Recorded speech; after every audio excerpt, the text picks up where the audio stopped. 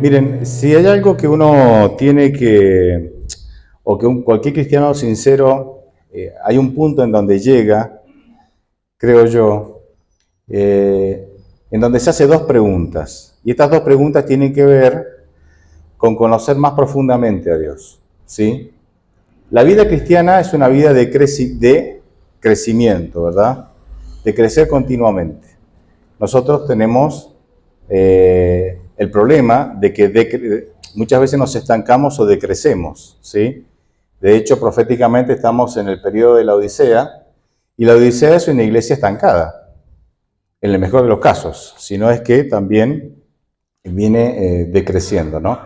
Lo bueno es que la Odisea va a salir de la Odisea, por la gracia del Señor. Va a salir, esperemos que nosotros estemos ahí también, ¿no?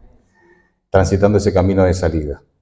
Pero ahí creo que una pregunta que todos nos hacemos o nos deberíamos hacer para mantenernos en crecimiento constante en nuestra relación con Dios, en nuestro conocimiento, para profundizar nuestro conocimiento de Dios.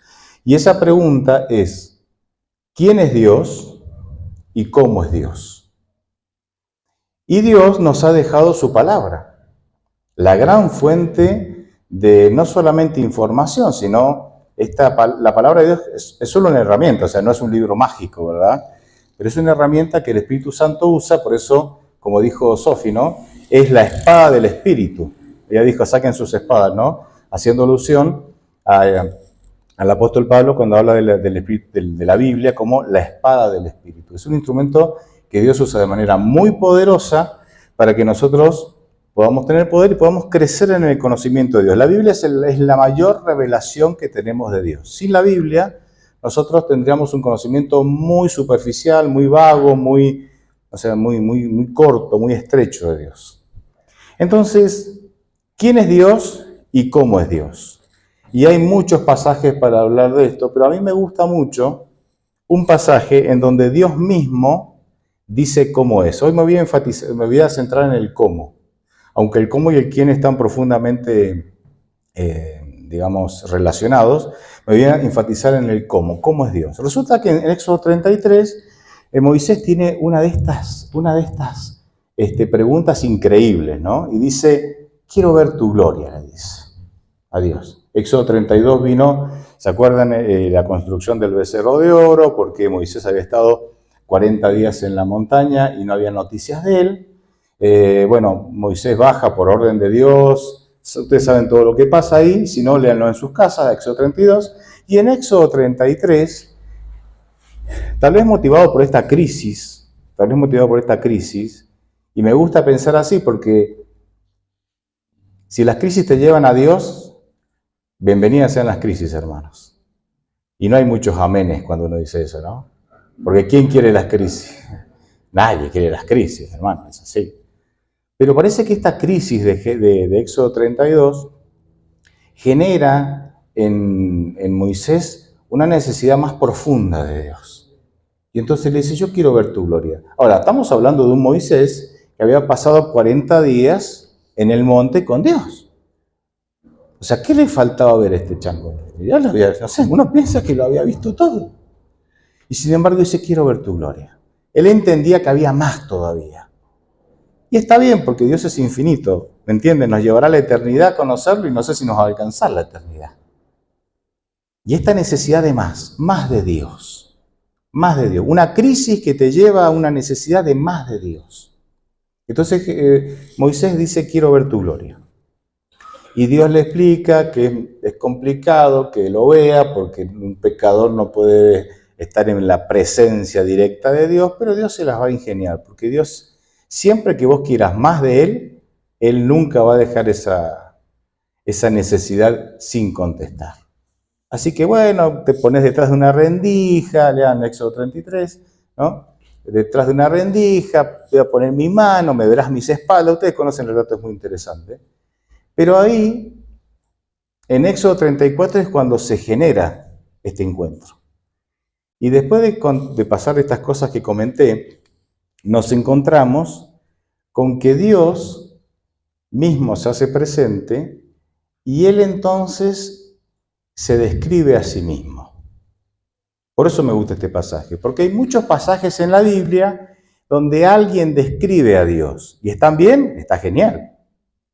Pero en este pasaje Dios se describe a sí mismo. ¿Me entienden? Esa autoría es el autor describiéndose a sí mismo. Y entonces yo voy a leer Éxodo 34, versículos 5 al 7. Si alguien me trae agua... Voy por acá, gracias.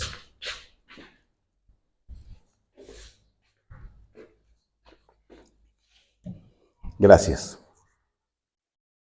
Éxodo 34, 5 al 7 dice: Descendió Jehová en la nube y permaneció allí junto a él. ¿A quién? A Moisés. Y él proclamó el nombre de Jehová.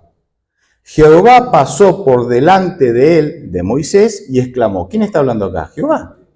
Dios pasa delante de Moisés y Dios exclama: Jehová, Jehová, Dios fuerte, misericordioso y piadoso, tardo para la ira y grande en misericordia y verdad, que guarda misericordia a millares, que perdona la iniquidad, la rebelión y el pecado, pero que de ningún modo tendrá por inocente al malvado y que castiga la maldad de los padres en los hijos, etcétera, etcétera.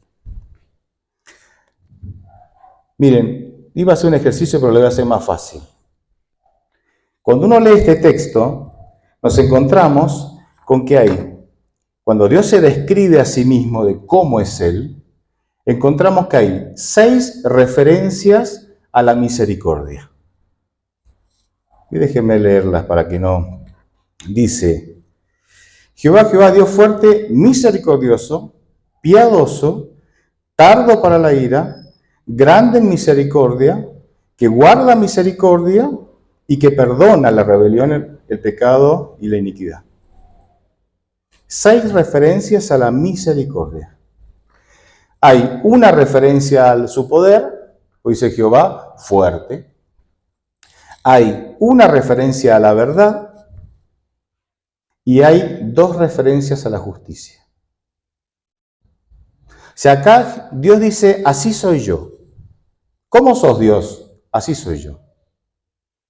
O sea que el carácter de Dios es desproporcionado. Uno cree que en Dios todo es proporcionado, perfecto, ¿no? El carácter de Dios es desproporcionado. Hay 6 partes de misericordia, 2 partes de justicia, una parte de verdad y una parte que hace alusión a su poder.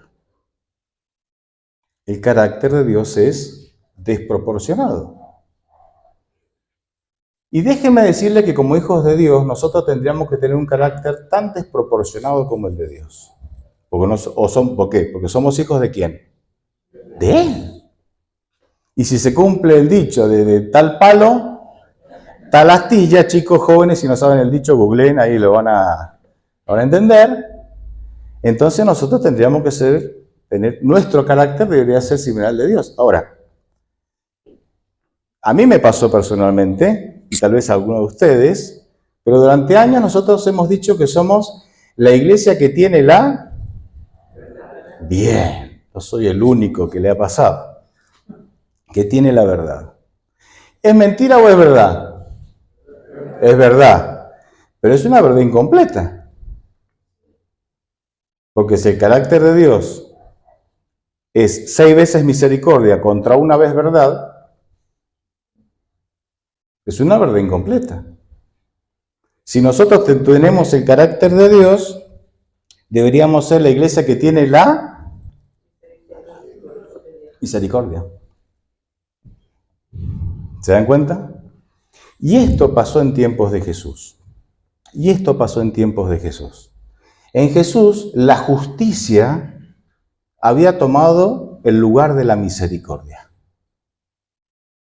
Por eso encontramos parábolas como en Mateo 20, la parábola de los obreros de la viña, en donde el que trabajó 12 horas recibe el mismo pago que el que trabaja una sola hora. Hay una queja de los que trabajaron más, y entonces el señor de la viña, que representa a Dios, le dice: ¿pero qué? ¿Acaso tienes envidia de que yo soy bueno? ¿Acaso no puedo hacer con lo mío lo que yo quiero? Y la enseñanza, una de las enseñanzas de esa parábola, es que la gracia de Dios se le da a cualquiera, se le da a todos, iguales, no importa si tenés 50 años de cristiano, no importa si entregaste tu vida en pro del avance del Evangelio, no importa si donaste, no sé, para la construcción de una iglesia, o si entraste media hora antes de morir. O sea, la gracia, que es un regalo, se les da a todos no por mérito, porque si fuese por eso, la salvación sería por obras, y no es por obras, es un regalo. Pero claro, esto para los líderes religiosos de la época era locura. ¿Cómo los publicanos y los pecadores van a recibir lo mismo que nosotros que somos hijos de Abraham y todo el linaje, etcétera, etcétera? Una locura. Por eso la parábola del hijo pródigo era una cosa totalmente incomprensible para los religiosos de la época de Jesús. ¿Cómo que el que se quedó a cumplir con todo resulta ser que se lo va a tratar igual que este otro joven y descabezado, atorrante, que se fue y gastó la plata, según el hermano mayor, con prostitutas y viviendo libertinamente? Y el padre le dice, pero escúchame, ¿cómo lo vamos a festejar? ¿Cómo lo vamos a matar al becerro gordo? ¿Qué culpa tenía el becerro, no? Ninguna, pero ahí está, pobre becerro. Dice, porque estaba muerto y ahora está vivo. Era totalmente incomprensible porque en una cultura en donde la justicia, en donde las obras predominan la religión, este chico no merecía ser tratado como se lo trató. ¿Y por qué se lo trató así? Porque se lo trató con misericordia. Entonces esto era un problema en tiempos, un gran problema en tiempos de Jesús, y puede ser un problema también en nuestros días. Porque nosotros tenemos una ley, podemos decir, un concepto bíblico, ustedes lo conocen, que es la siembra, tercera de la vencida, chicos. Es la ley de la siembra y la cosecha. Todo aquello que sembrás, eso cosecharás. ¿Sí? La justicia humana está basada en esa ley. Si robas un auto, 3 años de prisión, ¿sí? Porque lo que sembraste, cosechás. En la justicia divina es diferente. En la justicia divina, en la justicia humana vos recibís lo que mereces. Robaste, cárcel. En la justicia divina vos recibís lo que elegís.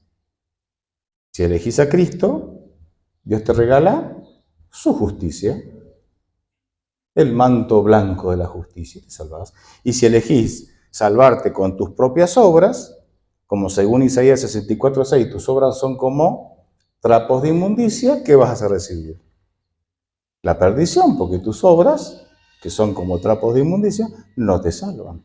Entonces, en la justicia divina, vos recibís lo que elegís. Y en la justicia humana, vos recibís lo que mereces. Y ahí está el tema. Que nosotros a veces en la iglesia nos movemos con el concepto de la justicia humana. Humana. ¿Qué hiciste? Pero no la justicia divina. No necesariamente. No digo que siempre, pero puede pasar. ¿Qué es la misericordia? La misericordia es Dios tratándote como no mereces ser tratado. La misericordia es que Dios te trata como no mereces ser tratado. Y dijimos que la misericordia es el mayor atributo del carácter de Dios, según Éxodo 34. Entonces tenemos que Romanos 6:23 dice, porque la paga, la consecuencia del pecado, es la muerte. Y Dios, que tiene misericordia conmigo, o sea, la misericordia de Dios, se manifiesta en mi vida no recibiendo lo que yo merezco, la muerte, porque soy pecador, sino que Dios muere en mi lugar para que yo ahora tenga posibilidad de vida eterna. Eso es misericordia. Es Dios ejerciendo el mayor de sus atributos, de su carácter, en mi vida, ¿verdad? Ahora, Yo tal vez tendría que titular este mensaje como el poder de la misericordia. Porque resulta ser que la misericordia tiene un poder que nosotros muchas veces no nos damos cuenta o lo dejamos pasar, no lo notamos. Y yo quiero demostrarle con la Biblia, o intentar hacerlo, que cómo la misericordia es más poderosa que la justicia, por ejemplo. Podría ser otros ejemplos también, pero voy a usar este porque en tiempos de Cristo la justicia había reemplazado a la misericordia y porque tal vez en nuestros días podemos caer en este mismo error, posiblemente. No voy a leer la historia, es larga, ustedes lo conocen, aparte ustedes son personas que tienen mucho kilometraje en la Biblia. Pero en 2 de Samuel 11 se registra el pecado de David, ¿sí? Que adultera con Betsabé, y no contento con eso, manda a matar a Urías, que era el esposo de Betsabé, para ocultar ¿qué? El embarazo de Betsabé. Ustedes conocen la historia, lo pueden leer en sus casas si no. Entonces, cuando uno va a la Biblia, al Antiguo Testamento, porque en ese tiempo estaba escrita parte del Antiguo Testamento, el Pentateuco que llamamos, los 5 primeros libros de la Biblia, nos encontramos con que en Números 35 y en Éxodo 21, el castigo, vamos a decir así, o la consecuencia natural para aquellos que asesinaban era la muerte por apedreamiento. Y para aquellos que adulteraban, ¿cuál era? La muerte también, ¿no? Por eso a Jesús en Juan 8, si mal no recuerdo, le traen a una mujer adúltera con intenciones de apedrearle y Jesús, ¿no? Sale con una respuesta genial, como todas las respuestas de Jesús. Así que, claramente, cuando el profeta Natán lo enfrenta a David en 2 Samuel 12, le dice, mira, le hace la parábola de la oveja, el otro entra como no, pensando que entra increíble, ¿no? Y Natán le dice, sos vos, te estás describiendo a vos mismo. Y David se arrepiente. Porque el Salmo 51, no lo busques ahora, pero si vos lo buscas en tu Biblia, el título del Salmo 51 dice Salmo que escribe David a causa de su adulterio con Betsabé. Así, clarito. No tenés que andar... Eso lo dice la Biblia porque está en el original ahí. Y es un salmo increíble. Purifícame, perdóname, gracias por tu perdón. Es el salmo que representa el arrepentimiento de David. Así que David merece muerte por adulterio, muerte por asesinato, pero resulta ser que se arrepiente y el arrepentimiento viene de Dios. Romanos 2.4 dice que las obras de misericordia que Dios hace en mí generan en mí arrepentimiento. O sea, el arrepentimiento no es tuyo ni es mío. Es Dios que genera en mí el arrepentimiento. Entonces David se arrepintió porque fue sensible a la voz de Dios, del Espíritu Santo, y debido a eso se arrepiente. Fue sensible, se arrepiente. Entonces David merece morir, pero porque es sensible a Dios se arrepiente, y entonces ahora entra la misericordia. Porque resulta que David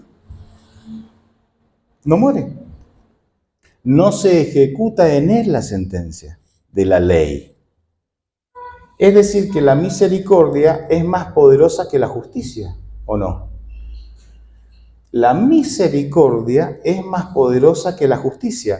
La misericordia modifica la manera en que Dios aplica la justicia. Qué interesante. Qué interesante. Y nosotros muchas veces no damos o no entendemos o no dimensionamos este poder que tiene la misericordia. Y como hijos de Dios dijimos que tendríamos que tener el mismo carácter que nuestro Padre, que por sobre todo es misericordioso. Fíjense otro caso. Mateo 18, muy conocido, ahí conocemos, hay varios temas, ¿no? Uno de los temas de Mateo 18 es los 3 pasos para poder hacer que una persona, perfectamente uno de nuestros hermanos, algunos de nuestros miembros de iglesia, pueda salir de una situación de pecado. Lo que llamamos los pasos bíblicos. Primer paso, hablar con él a solas, si no entiende o sigue en su postura así de manera testaruda, ir con un testigo, ir con dos testigos y después llevarlo a la asamblea, ¿no? Pero fíjense el primer paso es el mejor de todos. Dice en Mateo 18:15, por tanto, si tu hermano peca contra ti, ve, repréndelo estando tú y él solos. Si te oye, es decir, si se arrepiente, si cobra conciencia de que estás transitando mal, has ganado a tu hermano. Fíjense cómo otra vez la presencia de arrepentimiento de parte del pecador modifica la manera de aplicar la justicia. O sea, voy a dar un ejemplo crudo, así, real. Yo voy, no quiero poner ningún nombre, hermano, a ver si digo Pepe y hay un Pepe acá, no sé. ¿Hay algún Pepe acá? No. ¿Alguien tiene un pariente Pepe? Sí, no, entonces vamos a cambiar, si no, no sé, vamos a decir Ruperto, vamos con un Ruperto. Resulta que Ruperto está en adulterio. Es casado, pero él lo encontramos que tiene una relación con otra persona. Interesante. El adulterio en las iglesias cristianas suele ser catalogado como uno de los peores pecados, ¿no? Aunque la Biblia no en la Biblia no hay una escala de pecados mayores y pecados menores, es pecado, digamos. En las iglesias cristianas normalmente el adulterio suele estar ahí entre tienen como una escala no escrita, ¿no? No está escrito, pero todos creemos que es uno de los peores.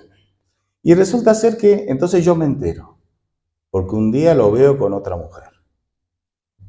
Entonces yo voy, siguiendo los pasos de Mateo 18, y le digo, mirá, Ruperto, yo te vi así, esta situación, no sé, reflexioná, estás en un camino de perdición para vos. ¿Me entienden, no? Le doy el mensaje con la intención de que él cambie de camino. Y él, sensible a la voz del Espíritu Santo, dice, tenés razón. Tenés razón. Así que mañana mismo corto con esta relación y voy a seguir alimentando el amor con mi esposa y mi familia. ¿Qué hago? Según Mateo 18:15. Todo queda ahí. Has ganado a tu hermano. Todo queda ahí. Ahora, si él me dice, sí, no, pero mi esposa es una bruja, no sabe, qué sé yo, entonces sí, ¿me entienden? Sigo los pasos. Pero si no, todo queda ahí. Ahora, ¿siempre pasa así? No necesariamente. No necesariamente. Nosotros tenemos que caracterizarnos por ser una iglesia misericordiosa. Les cuento otro caso. Este me pasó a mí. Estoy afuera, en la vereda de una de mis iglesias, y estoy hablando con el tesorero de la iglesia. Y entra la directora de jóvenes. Saluda porque es una chica genial, amable, trabajadora, un amor. Entra, nos saluda, o sea, llega, nos saluda y entra a la iglesia. Y entonces me dice, ¿vio, pastor? Y yo, no, o sea, ¿de qué me perdí? Y se vio que entró con aritos puestos y cuando entró a la iglesia se lo sacó. Yo ni me había dado cuenta, hermano. Miren si yo voy a andar mirando, sacando radiografías a la gente. Y ya adiviné por dónde venía la charla, ¿no? ¿Y, ¿y qué pasa con eso? Y que no puede ser que esté con aritos. ¿Y qué pasa? O sea, ¿a dónde querés llegar con esto? Y quería llegar a donde todos sabemos. Mandan al pastor como perro de ataque, ¿no? Para que vaya tras la presa. Y porque ellos no se animan, entonces que el pastor vaya, ¿no? El pastor se tiene que animar. Y le digo, mira, le digo, ¿qué preferís? Que si yo entro y le digo, ella se lo va a sacar, es una chica amorosa, se lo va a sacar. Pero estoy generando en ella hipocresía. Estoy diciendo, afuera de la iglesia haz lo que quieras, acá te saca los aros. O sea, que ella acá no es ella. Ella acá es una imagen de lo que la iglesia acepta, pero no es ella, porque ella afuera usa otras cosas. Entonces, cuando la justicia predomina sobre la misericordia, la iglesia se vuelve en una fábrica de hipócritas, ¿sí? En donde fuera como lo que quiero, me pongo lo que quiero, ¿eh? Pero acá adentro vengo producido de una manera, usando un lenguaje determinado para que me acepten acá. Y no me critiquen y no me descuarticen con el chisme. Digo, ¿no es preferible, Juan, que ella use aritos, venga con aritos a la iglesia? La amemos como es, la aconsejemos, ¿o no? ¿Vale? Aconsejemos lo que dice la Biblia sobre. Y respetemos el proceso hasta que el Espíritu Santo la convenza que es una pavada usar aritos y se lo saque. Entonces ella fue genuina acá y genuina afuera. ¿Saben por qué muchos chicos dejan de venir a la iglesia? Porque no se bancan eso de tener que ser hipócritas acá adentro. No se bancan el proceso. Nosotros que somos grandes y que nos criamos en una sociedad así, y que nos criamos en una iglesia así, bueno, medio que nos molesta, pero lo aceptamos. Pero el pibe no se, no, el pibe no se banca. Y te lo echa en cara.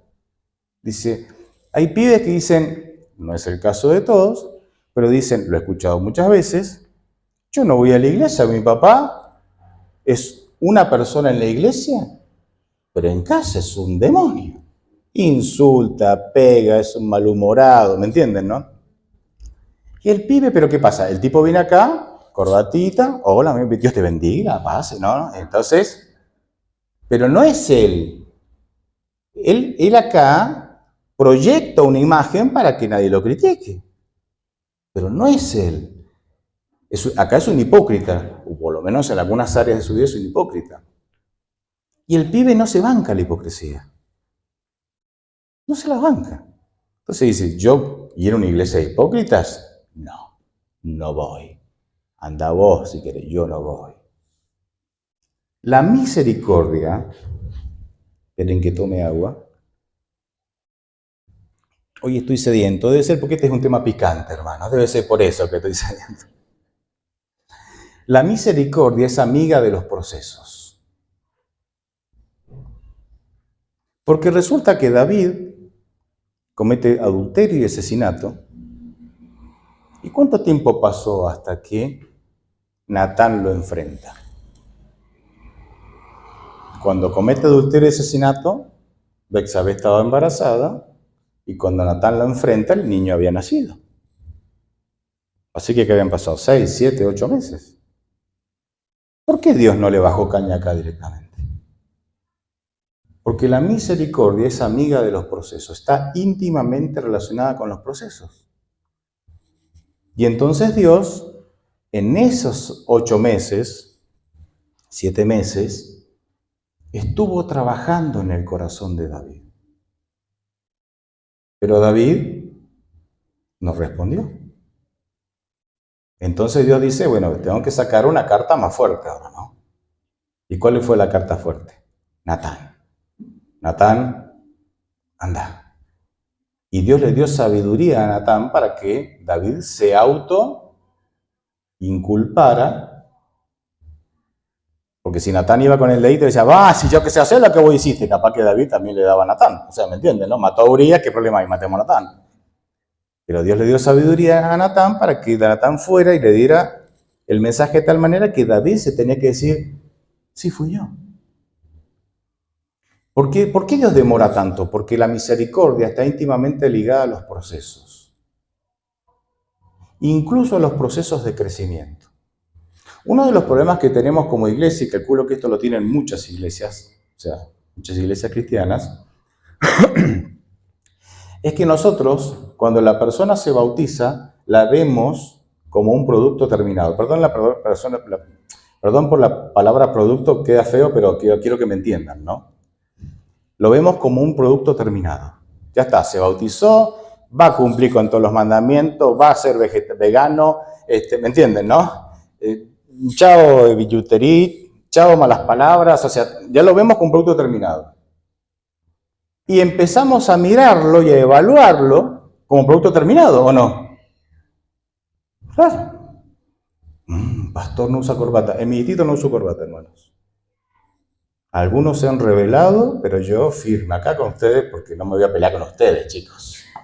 Me peleo con los de mi distrito, con ustedes no me peleo. ¿Mi pastor no usa corbata? No. Y le doy la explicación, tengo una explicación bíblica, no es caprichito mío.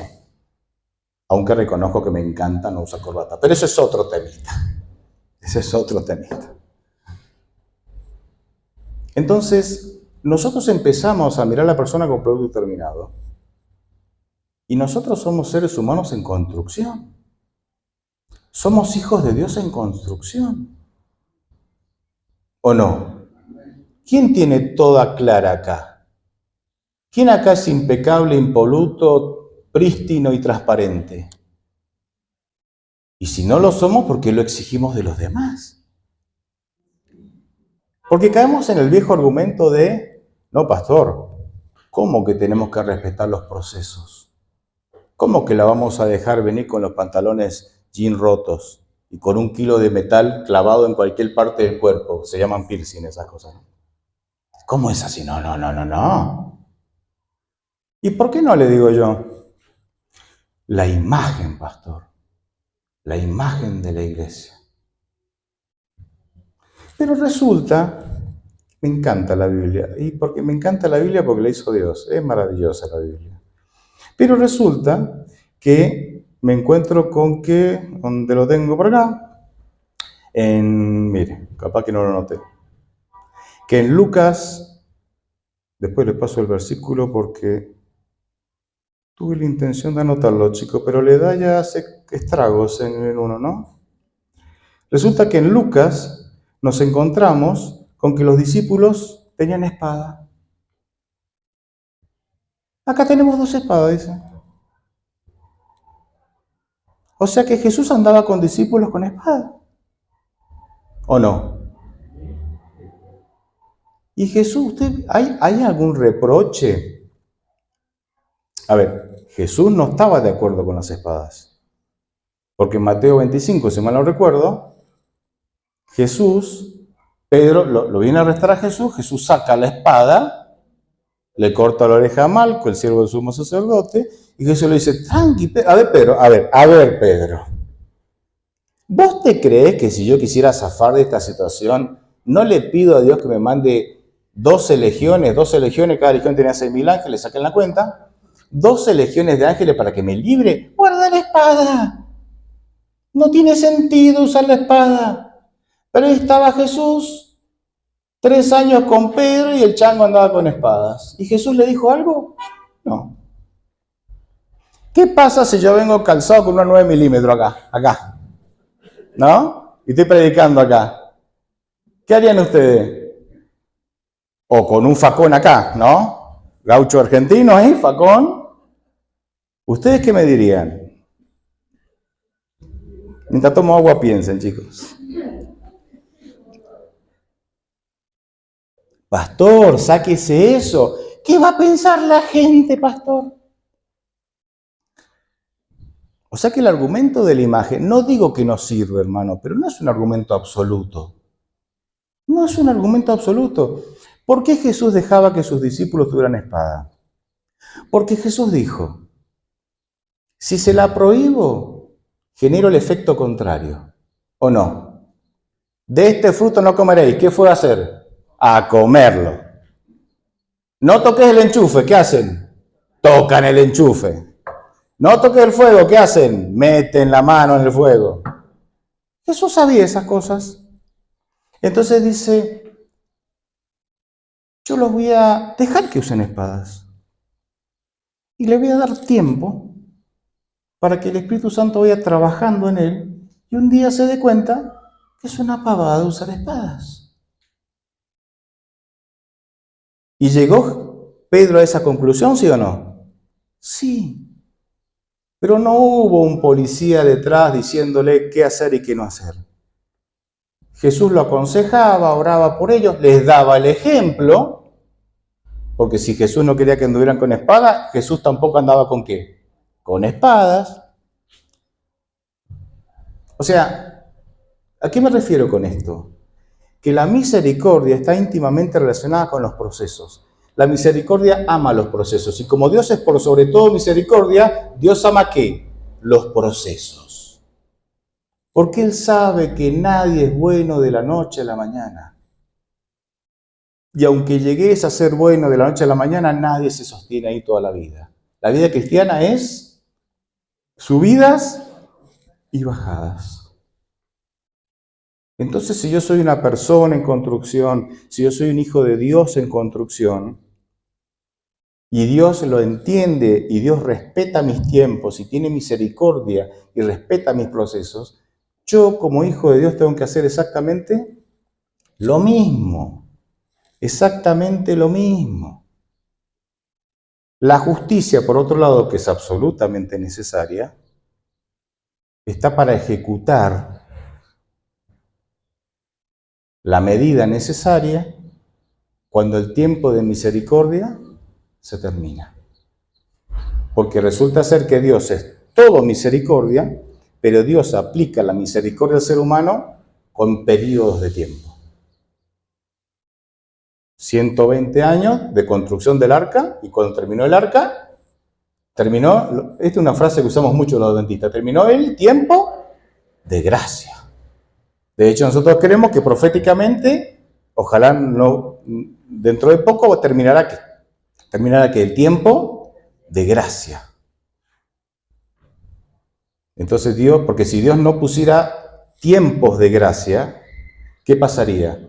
El hombre y la mujer nunca se arrepentirían, vivirían viva la pepa, porque abusarían ¿de qué? De la misericordia de Dios. Entonces Dios, Él es eterna misericordia, pero la misericordia a nosotros la aplica en periodos de tiempo determinados. Yo no sé si como iglesia estamos preparados para esto, para hacer de la misericordia el atributo más importante de la iglesia. No lo sé, pero sí sé que es posible. Porque como dice Jesús en Mateo 19, lo que es imposible para los hombres es posible para Dios. Y si vos no contristás, no entristeces al Espíritu Santo, sino como dice Hebreos 3:15, vos sos sensible a la voz del Espíritu Santo, el Espíritu Santo te va a hacer misericordioso.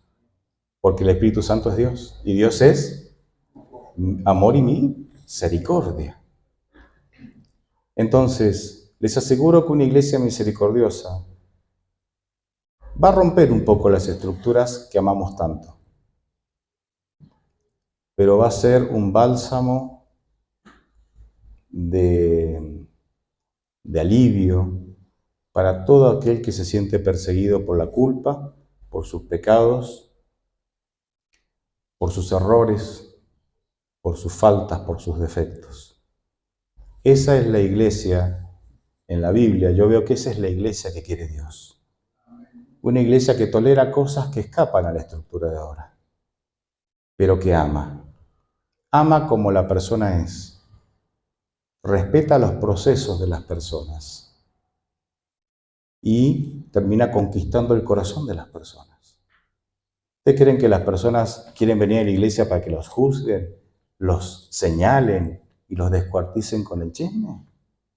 O que las personas, y ustedes también, chicos, ustedes son personas, ¿no? Sí, son personas. O que queremos venir a la iglesia para que la iglesia sea un bálsamo en donde me aceptan con mis luchas, me aman como soy, me apoyan para que yo mejore y oran por mí. ¿O no? Es así. Eso es lo que nosotros necesitamos como iglesia. Eso es lo que los jóvenes necesitan como iglesia. Que no se los tilde, que no se los señale porque tienen el pelo colorado, porque tienen 1 kilo de piercing, porque vienen, no sé, vestidos de como les parece. Que se los ame como son, y a través de nuestro ejemplo, nuestro amor y nuestros consejos, basados en la Biblia, ellos vayan entendiendo, por la acción de Dios, de que tienen que cambiar. Y mientras tanto los amamos en el proceso. Es difícil, pero yo quiero esa iglesia. Yo no lo voy a lograr, pero yo quiero esa iglesia. Y oro para que Dios nos lleve a ser esa iglesia. Amén. Amén. Amén.